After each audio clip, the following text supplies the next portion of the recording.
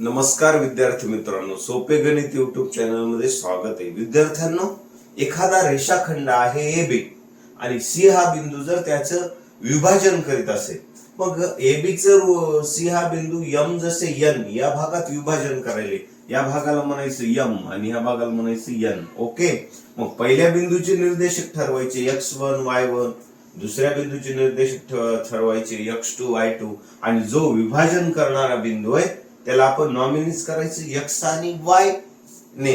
मग आपल्याला त्या बिंदूचे निर्देशक कोणत्या सूत्राने काढायचे? अतिशय महत्वाचा प्रश्न आहे. तो आहे विभाजनाच्या सूत्राने. विभाजनाचे सूत्र. विभाजनाचे सूत्र काय आहे?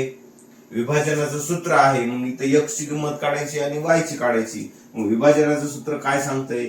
x चे निर्देशक जर काढायचे असेल, सी बिंदूचा x निर्देशक काढायचा असेल तर आपल्याला काय करायचं आहे?